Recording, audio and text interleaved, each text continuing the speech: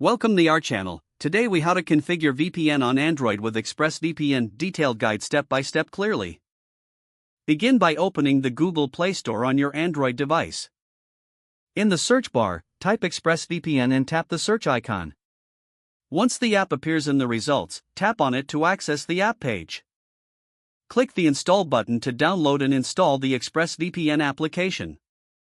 After installation, open the app by tapping Open or finding it in your apps list.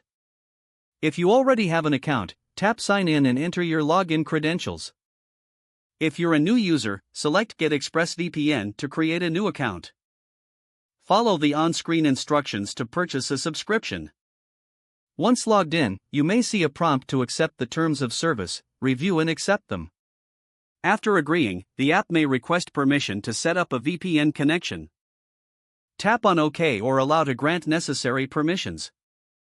Now, you'll see the main dashboard of the app. To select a VPN server location, tap on the Choose Location button. Browse the list or use the search bar to find a specific country or city. Tap on your desired location to select it. Once selected, return to the main dashboard. To connect to the VPN, tap on the large power button in the middle of the screen. Wait for the connection to establish. You'll see a notification that you are connected. To verify the connection, check for a key icon in your notification bar. You can change server locations or disconnect anytime by returning to the app.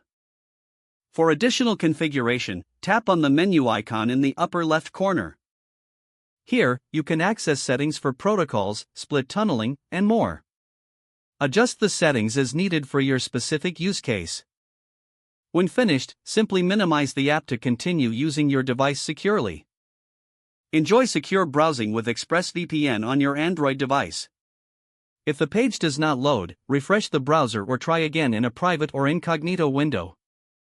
Make sure you are using the correct email address, then retype it carefully to avoid small typos. If your password is not accepted, use the reset option and create a new strong password you can remember. Don't forget to like this video and subscribe to our channel for more step-by-step tech guides.